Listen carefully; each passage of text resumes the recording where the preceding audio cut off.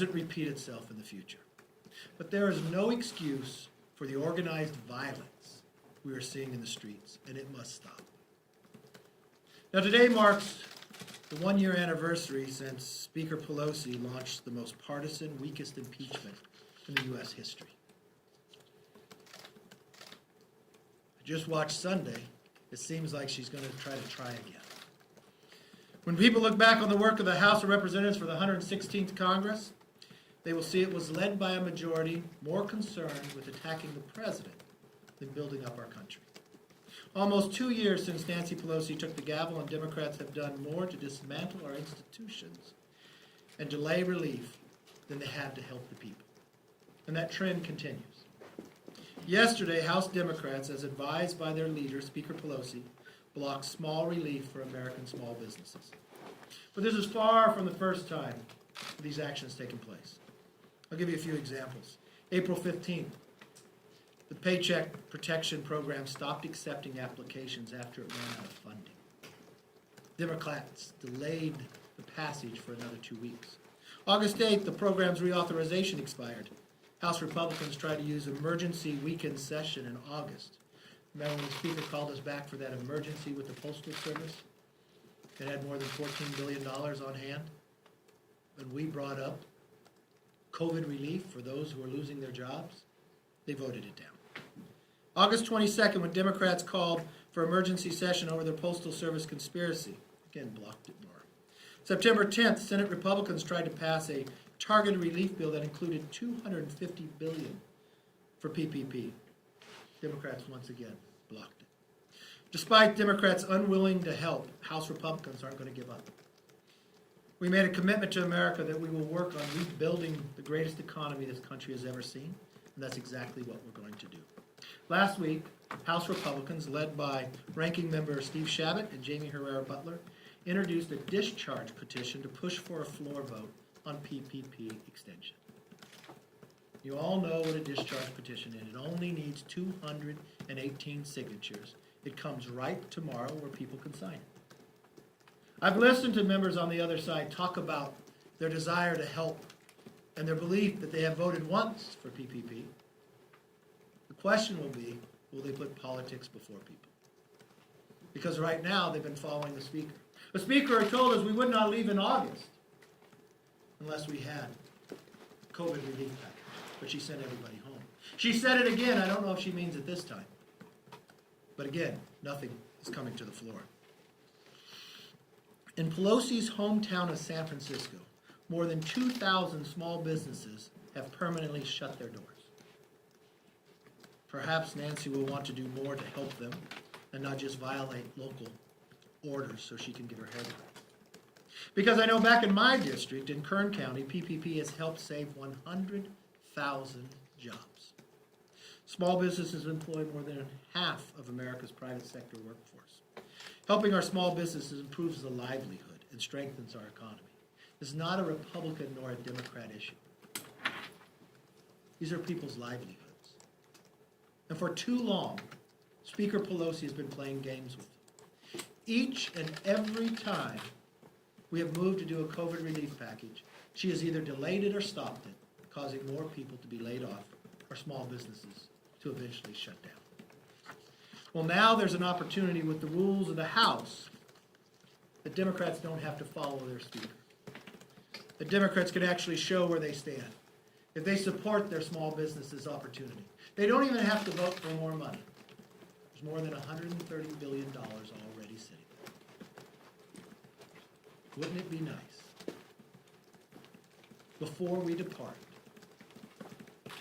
that we actually focus on what the American public wants us to do? I know a year ago the American public didn't want to see an impeachment, but Speaker Pelosi went down that route then, just as she talks about it on Sunday, with a threat to cause impeachment simply because a president would follow the Constitution. To me, that's appalling. That's why there's a difference. There's a difference between the two parties. We made a commitment to America that we would restore our way of life, that we have a plan to defeat this virus, to get a safe and effective vaccine, a plan to make our streets safe and secure again, that we don't defund the police, we add $1.75 billion. Goes to police training, community policing, and 500,000 new body cameras. We also want to uphold the Constitution. Protect the freedom of speech. Protect religious liberty. But we also have a plan to rebuild this economy. 10 million new jobs. You know what we do? We help with PPP. We help with small businesses. We have a tax proposal to actually help create the jobs. We also end our dependency on China, something the Democrats will not do. Next week, we'll unveil the China Task Force recommendations. We'll bring more manufacturing jobs here. And we have an infrastructure, a 5-year plan to build our new streets, our bridges, our highways, and make sure internet goes to every house. We also have an ability to renew the American dream. Make sure every child goes to an excellent school. It's a far contrast for what the Democrats have voted for. A defunding of the police, a dismantling of our institutions, and a destroying of our economy. With that, let me open up for questions. Senator McCarthy, the president has declined to commit to a peaceful transfer of power in the event that Biden wins in November, and I was wondering if you had any comments or thoughts on that. There will be a very peaceful transition. A concern I have, though, too, I hope you ask the same question of Hillary Clinton, who simply said out there, never concede the race. Or what about our own Congresswoman, AOC, who said we need to radicalize ourselves? Did that have anything to do with 2 police officers being shot last night, or 2 being shot, sheriffs being shot in Compton? Did that have anything to do with the U-Haul truck that was staged putting out military weaponry with shields and others to those who want to protest in a different manner? That's a concern that I have right now, our security and safety of the streets. There will be a smooth transition, and I believe President Trump will have a very good inaugural, and we will reunite this nation instead of radicalize this nation. Yes, sir. Article 6 of the Constitution says no religious test shall ever be required as a qualification to any office or public trust under the United States. Do you believe that this applies to Supreme Court nominees as well? Yes. Thank you. Mr. Leader, what do you plan to do if President Trump refuses to engage in a peaceful transfer of power if he loses the election? President Trump will peacefully come to be sworn in again. It'll be a smooth transition, regardless of the outcome. I'm concerned of what I'm hearing on the other side of the aisle. I'm concerned that the Democrat nominee, you asked me a question, if I may, I'll answer your question. The Democrat nominee, Hillary Clinton, has gone on television. She's not the Democratic nominee. The last time the Democrat nominee from the last election has gone on television advising the current Democrat nominee, you don't see the current Democrat nominee because he put another lid on it today. It would be nice to see Joe Biden come out. There's times I worry about his health for the number of days that he puts a lid on it before 10 a.m., talking to the American public and denying us the ability to know what he believes in or wants to say when he wants to be the leader of the free world. But you have the former nominee tell him, never concede.